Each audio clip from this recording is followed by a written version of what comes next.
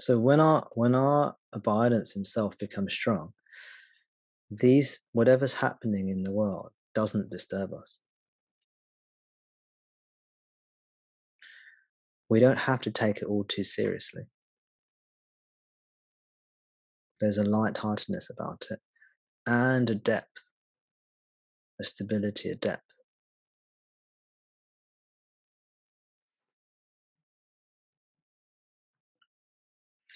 It's not solemn and sanctimonious in a very serious, arduous way, non-fun way. It's relaxed, it's natural, unforced. And so we can laugh at ourselves. We cannot take this too seriously, which is the ego. If it's too serious, that's the ego.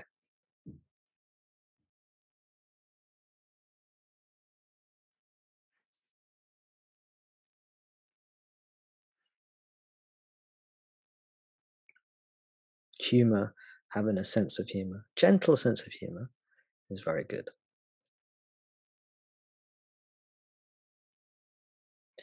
There is wonderful humor in the Upanishads. I've written a small article called "The Humor of the Upanishads," and I've I've never heard anybody talk about this. I'm sure there are people who do. There must be people who see the humor in the Upanishads. But there's so many funny things that occur in the Upanishads. Sometimes it's a bit like reading Private Eye or something like that. Private Eye is a satirical news magazine in the UK. I don't know if it's available outside of the UK. And they poke fun out of current affairs and events and news stories. But it's also one of the best sources of news. you know,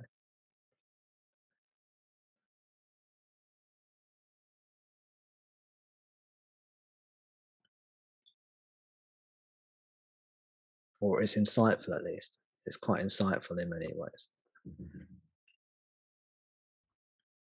When you read the Upanishads, they're almost poking fun sometimes out of the establishment.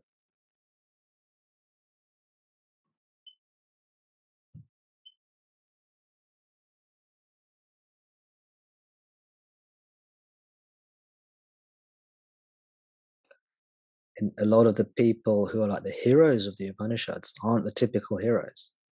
Instead of like an adult male Brahmin being the hero, which is what you would expect, an adult, and it's very much respect your elders, traditionally in India. And so be an adult, it'd be a Brahmin, which is the highest caste, the priestly caste, and it'd be a male, typically, unfortunately. But in the Upanishads, we see young children lecturing or being wiser than the adults. We see the adults sometimes portrayed as being a bit dim-witted.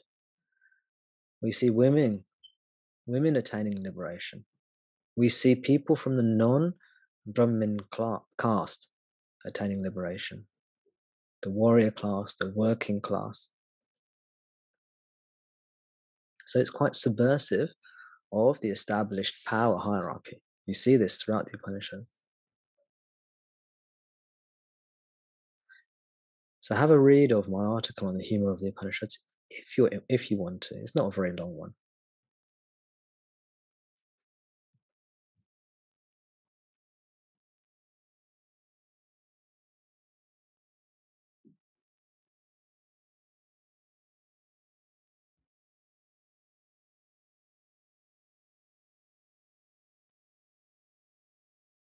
So it's good to have a sense of humor about these things and not take it too seriously.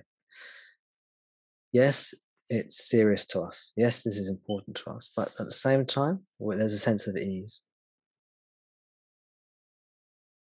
love. We find our own balance between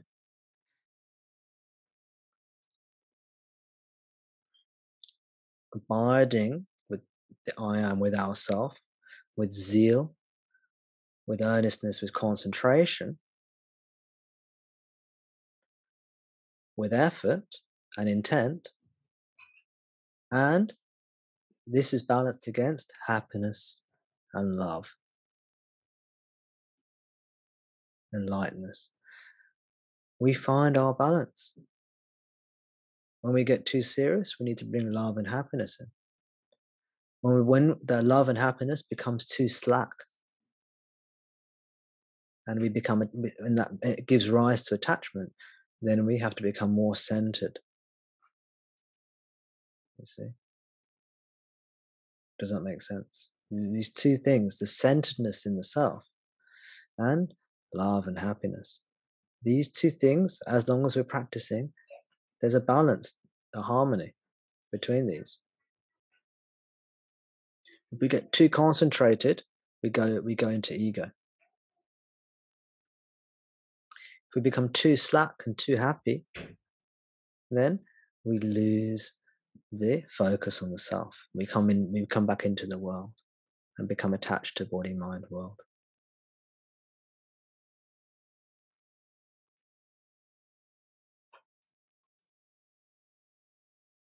So we find our own equipoise, which means balance.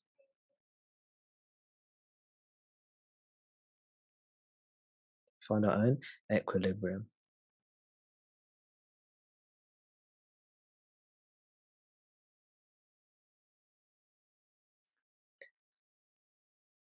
So if you're finding things difficult, lighten up.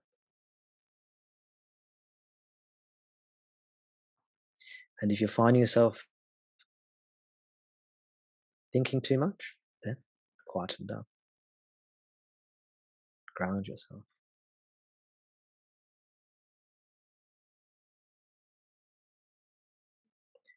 And these two things, they become natural. You start to intuitively follow your heart in this matter.